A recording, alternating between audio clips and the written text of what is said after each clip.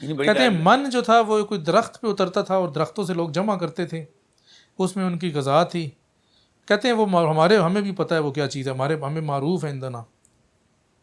کہتے ہیں وہ ہو سکتا ہے اس کے بارے میں یہ بھی کہا گیا کہ روٹی کی طرح کی کوئی چیز تھی. اچھا درختوں پہ اترتی ہے؟ نہیں، اب یہ تو مختلف آراء ہے نا. اور سلوا جو نہیں ہے وہ ایک پرندہ ہوتا تھا کہ جو اس کو بٹیر ترشیدر کوئی ہوگا نا، اس دور کا اچھا پرندہ ہوگا نا، وہ پرندہ ہوتا تھا کہ جس پرندے کو کھاتے تھے. من جو تھی وہ روٹی ہوگی اور سلوا ہمارے خیال میں پرندہ ہو گیا. اب باقی تو اس میں تفسیرات ہیں مختلف کہ کیا کیا چیزیں ہر بندے نے اپنی مختلف تفسیر کی ہوئی ہے، اسی سے پھر آگے. اور کہنا ہے ہتتن، اونچی آواز میں. ہتتن کا کیا مطلب ہے؟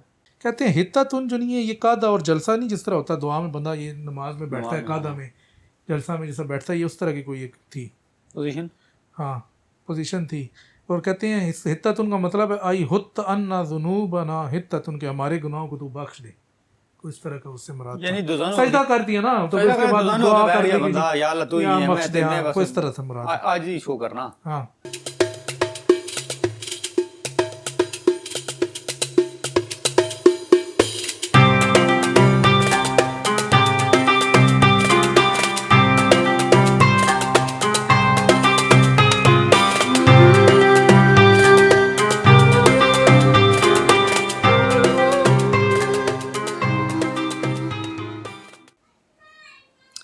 آگے جی وَظَلَّلْنَا عَلَيْكُمُ الْغَمَامَ وَأَنزَلْنَا عَلَيْكُمُ الْمَنَّ وَالسَّلْوَىٰ كُلُوا مِن طَيِّبَاتِ مَا رَزَقْنَاكُمْ وَمَا ظَلَمُونَ وَلَٰكِن كَانُوا أَنفُسَهُمْ يَظْلِمُونَ. کہتے ہیں ہم نے تم پر، اللہ تعالیٰ فرماتا ہے ہم نے تم پر بادل کا سایہ کیا، تمہارے اوپر من و سلوہ اتارا، ان پاک اور طیب چیزوں کو کھاؤ. ہم نے ان پر ظلم نہیں کیا بلکہ انہوں نے خود اپنے اوپر ظلم کیا. کہتے ہیں جب حضرت موسیٰ اپنی قوم کو لے کے صحرا میں گئے، سورہ مائدہ میں اس کا ذکر ہے، تو وہ جو مومن بندے تھے انہوں نے کہا جی یہ آپ ہمیں کدھر صحرا میں لے ہیں، اتنی گرمی ہے اور یہ ہے وہ ہے. منصلوا کے لیے لے کے گئے تھے؟ نہیں مطلب موسیٰ سے جب فرعون سے نجات چلا کے جب صحرا میں کہیں پہ پہنچے نا، ویرانے میں، خرابے میں کہہ لو، خرابہ کہہ لو، ویرانہ کہہ لو، صحرا کہہ لو، کچھ بھی کہہ لو، تئی کا عربی لفظ ہے. تو کہتے ہیں جی ہمیں تو اتنی گرمی ہے ادھر، تو یہ بڑا مسئلہ ہے، تو کو کریں. تو انہوں نے کہا کہ اللہ تعالیٰ نے پھر ان کے اوپر بادل کا سایہ کیا. پھر بھوکے ہوئے تو انہوں نے کہا جی کوئی کھانے سے بھی ہونا چاہیے. پھر انہوں نے کہا جی ہمیں تو بڑی بھوک لگی ہے، تو کچھ کریں اب. تو پھر اللہ تعالیٰ نے ان پر من بھی اتارا اور سلوہ بھی اتارا. کہتے ہیں من جو تھا وہ کوئی درخت پہ اترتا تھا اور درختوں سے لوگ جمع کرتے تھے، اس میں ان کی غذا تھی. کہتے ہیں وہ ہمیں بھی پتہ ہے وہ کیا چیز ہے، ہمیں معروف ہے عندنا. کہتے ہیں وہ ہو سکتا ہے اس کے بارے میں یہ بھی کہا گیا کہ روٹی کی طرح کی کوئی چیز تھی. اچھا درختوں پہ اترتی ہے؟ نہیں، اب یہ تو مختلف آراء ہے نا. اور سلوا جو نہیں ہے وہ ایک پرندہ ہوتا تھا کہ جو اس کو بٹیر ترشیدر کوئی ہوگا نا، اس دور کا اچھا پرندہ ہوگا نا، وہ پرندہ ہوتا تھا کہ جس پرندے کو کھاتے تھے. من جو تھی وہ روٹی ہوگی اور سلوا ہمارے خیال میں پرندہ ہو گیا. اب باقی تو اس میں تفسیرات ہیں مختلف کہ کیا کیا چیزیں. ہر بندے نے اپنی مختلف تفسیر کی ہوئی ہے، اسی سے پھر آگے. اچھا جی بھی آگے ہے کلوا من طیبات ما رزقناکم. کہتے ہیں کہ جو پہلے شیخ نے فرمایا کہ ہم نے رزق کی وہ بارے میں بتایا تھا کہ جی یہ حلال بھی رزق ہے اور حرام بھی رزق ہے، وہ شروع میں ذکر آیا تھا. کہتے ہیں وہ اس کے حوالے سے دیکھا جائے تو یہاں پر رزق جو نہیں ہے وہ اللہ تعالیٰ نے کہا کہ پاک رزق کھاؤ اور حرام کھانے سے روکا ہے. تو رزق یہاں پر حلال ہے. اس آیت کی روح سے دیکھا جائے، اس آیت کو جوڑ کے تو پھر رزق سے مراد حلال رزق کی سمجھ میں آتا ہے. حرام کو ہم رزق نہیں کہہ سکتے. اچھا وما ظلمونا، انہوں نے ہم پر ظلم نہیں کیا، ہم نے ان پر نہیں. کہتے ہیں انہوں نے ہم پہ کیا ظلم کیا یا ہمارا کیا بگاڑ لیا، جو بھی انہوں نے سب کچھ کیا، یہ جو بھی مخالفت کی ہے، جو بھی گناہ کیے بنی اسرائیل نے، ہمارا اللہ تعالیٰ کا کیا بگاڑ لیا؟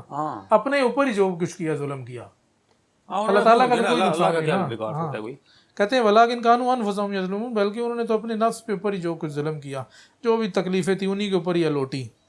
تو اللہ تعالیٰ کا تو کوئی اس کا نقصان نہیں تھا جو بھی وہ کر رہے تھے، چاہے کفر کر رہے تھے، چاہے وہ بچڑے بنا رہے تھے. وَإِذْ قُلْنَا ادْخُلُوا هَٰذِهِ الْقَرْيَةَ فَكُلُوا مِنْهَا حَيْثُ شِئْتُمْ رَغَدًا وَادْخُلُوا الْبَابَ سُجَّدًا وَقُولُوا حِطَّةٌ نَغْفِرْ لَكُمْ خَطَايَاكُمْ وَسَنَزِيدُ الْمُحْسِنِينَ. ہم نے کہا جی اس بستی میں چلے جاؤ، جب دروازے سے جاؤ، جہاں سے مرضی چاہو کھاؤ. اللہ تعالیٰ نے ان کو کھانے کی صحیح فوڈ لفٹ کرائی تھی نا، جدھر سے مرضی. بندے کو چاہیے کیا ہوتا ہے دنیا میں، یہی ہے نا، کھانے کے لیے ذرا فٹ سا ہونا نہیں. چاہیے. فضیلت یہ ہے نا کہ ہر چیز میں اللہ تعالیٰ ان کو مانگتے تھے ان کو فوراً ملتی تھی. پھر اسی وجہ سے زیادہ وجہ کہتے نہیں پھٹ جانا بندہ ہر چیز مل رہی ہو نا بندہ پھر کہتا ہے تبھی وہ میں نے سلوا سے بھی ہاتھ اٹھا لیا. انہوں نے کہا جی کوئی سبزی ہونی چاہیے. اللہ نے کہا چلو پھر لگے وہ. اچھا گائس بستی میں چلے جاؤ جدھر سے مرضی کھاؤ پیو, پتہ نہیں کون سی بستی تھی, لیکن باپ دروازے میں جانا ہے تو سجدہ کرتے ہوئے جانا ہے, سجدہ کرتے جانا ہے اور حتتن کہنا ہے میں تمہاری خطاؤں کو بخشوں گا اور محسن احسان کرنے والوں کو مزید دوں گا. کہتے ہیں وہ جب ویرانے سے یا صحرا سے نکلے تو وہ بستی تھی بیت المقدس کی طرف گئے یا اریحا کی طرف گئے, ان دونوں میں سے کوئی بھی ہے. کہتے ہیں ہمیں ایگزیکٹ تو نہیں پتہ لیکن یہی باتیں آئی ہیں, یا بیت المقدس تھی یا اریحا تھی. کہتے ہیں کہ ہم نے, شیخ اکبر فرماتے ہیں ہم نے حضرت موسیٰ علیہ السلام کی قبر جو نہیں ہے اریحا شہر میں یا بستی میں, حضرت موسیٰ علیہ السلام کی قبر کی میں نے زیارت کی ہے, شیخ اکبر کہہ رہے ہیں. اور یہ پتہ نہیں یہ جو بڑا رستہ ہے اس کے کہیں پاس ہی ہے. اور ایک ایسی زمین جو نہیں ہے کثیب الاحمر پیار زن یقال حال بریتا, ایسی زمین کے پاس ہے جس کو بریتا کہتے ہیں.